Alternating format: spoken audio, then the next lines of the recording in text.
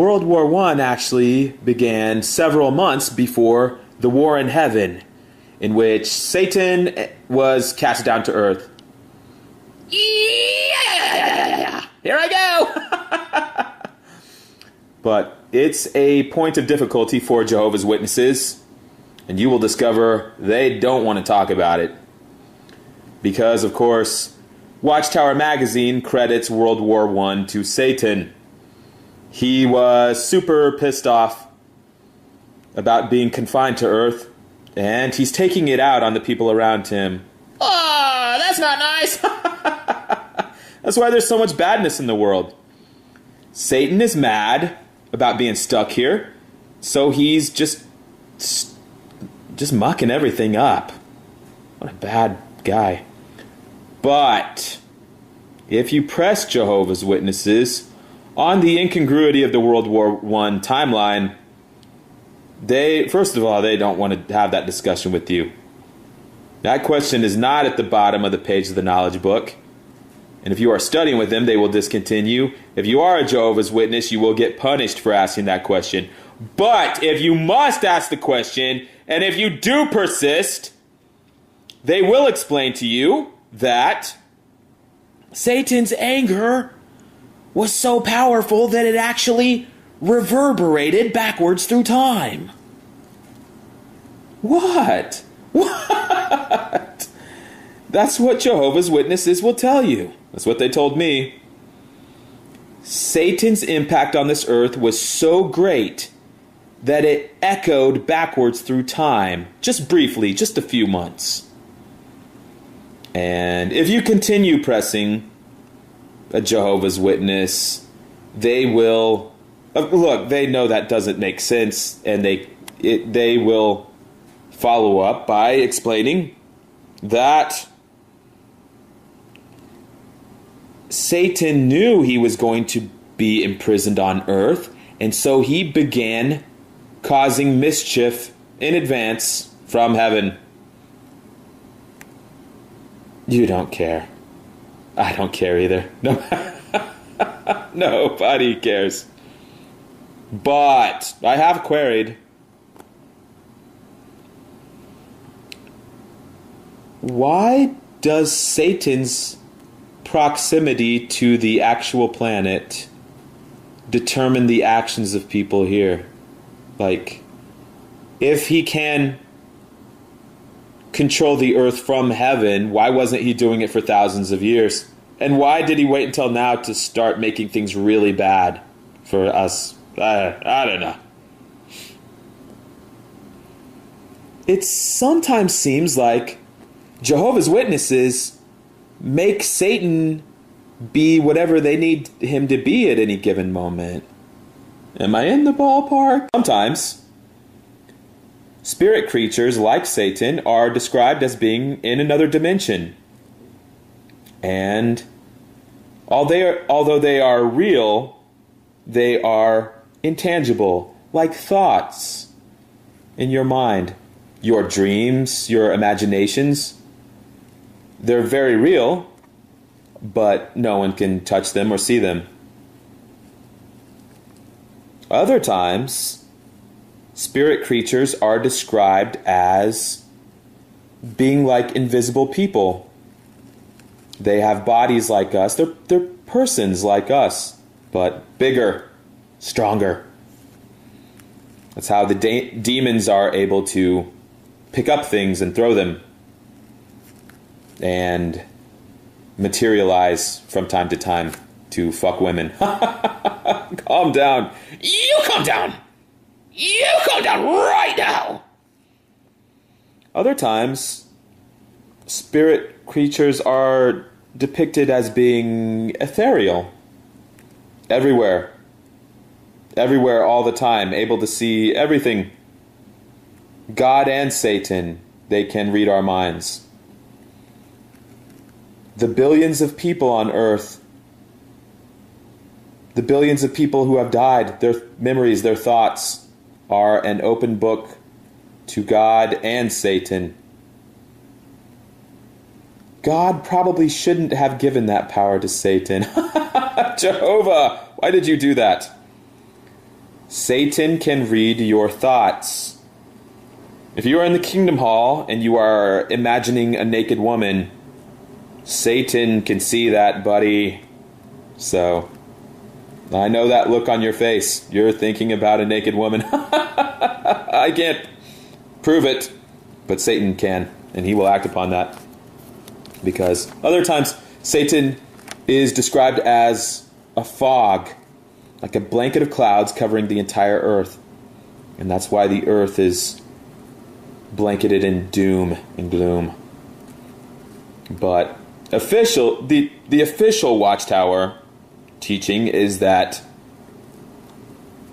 Satan, Jesus, the angels, are all in spirit bodies. They are contained in bodies. And apparently, the conventions of up, down, north and south, left and right, apply to them as well as us. It has raised questions in my mind.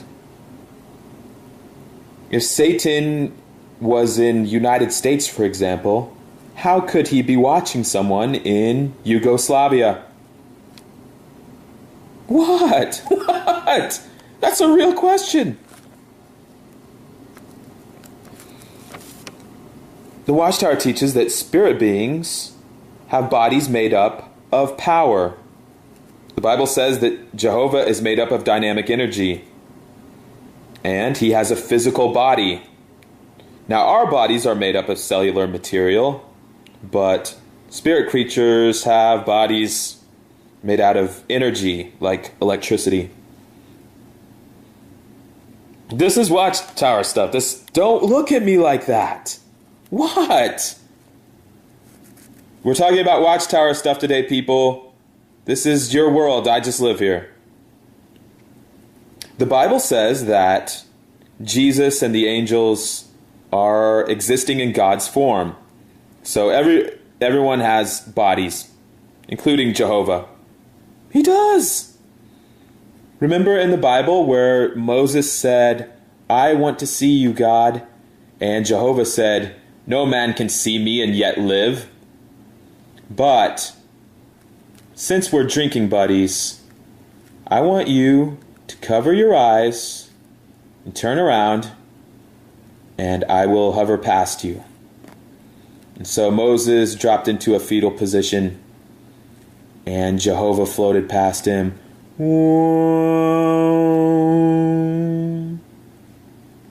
And Moses got sunburned. He had a sunburn on his face because Jehovah passed too close to him, and the energy, the atomic energy that emanates from him made his, I don't know, who cares? But look, adults, if you're an adult at the Kingdom Hall, you're already shut down and you don't care. But little kids care. And when they're at the Kingdom Hall, they think about things like space and time and locations.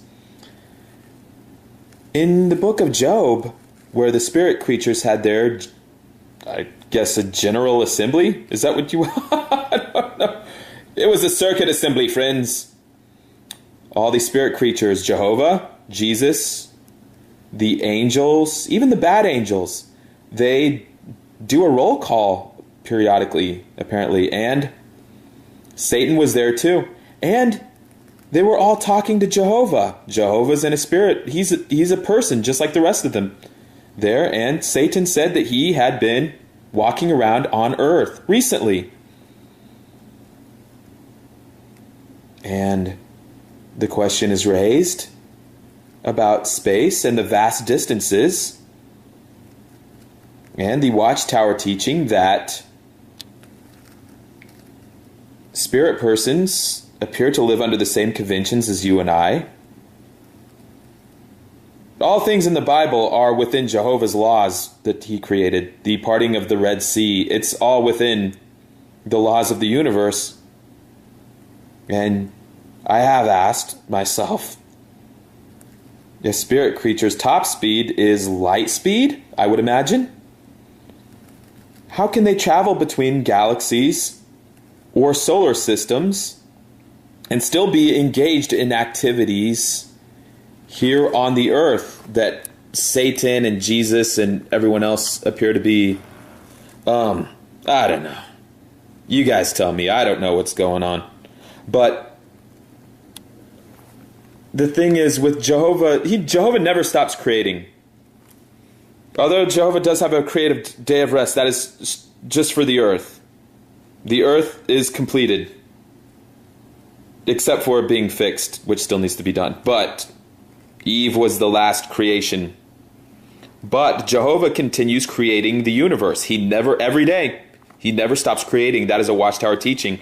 And Jehovah's never inactive. He is making new planets, new stars. But you're talking about vast expanses of space and time travel. The universe is pretty big, in case no one ever told you. And to travel between galaxies or even systems would take light years. Hundreds of light years. Hundreds of thousands of light years to get from A to B anywhere in the universe. So the only way that it's possible for Jesus, the angels, even Jehovah, to be conducting business on planet Earth and still convening in space is that they must be centrally located here in this immediate area. I don't know. But how could Jehovah still be creating stars all over the universe? I don't know. If you've looked at star charts, we are actually not centrally located to the center of the universe. If you believe the universe has a center, which I think Jehovah's Witnesses do. I don't even know. But we're kind of in the bottom corner of the Milky Way. It's not like, look, you don't care about this. Nobody watching cares. If you try to, the thing is, if you try to talk this out logically with the Jehovah's Witness, they will actually pretend that they're going to talk to you seriously and that they're going to sit down and have an actual conversation about the universe with you. They'll even be wearing spectacles. They'll put on reading glasses and sit down and actually act like they're going to have this conversation with you. But when logic fails, they always fall back on, with Jehovah, all things are possible. You know, they could save you a lot of time and heartache if Jehovah's Witnesses would just begin every sentence, not even preface their sentences with Jehovah, all things are possible. Just skip everything else. Any questions, just don't even do the knowledge book or any of that stuff anymore. Just have one big piece of paper that says, with Jehovah, all things are possible. So forget it, assholes. You people hurt your kids over this bullshit. Does that ever occur to you? World War I actually began several months before the war in heaven, in which Satan was cast down to earth. Yeah! Here I go! But it's a point of difficulty for Jehovah's Witnesses, and you will discover they don't want to talk about it.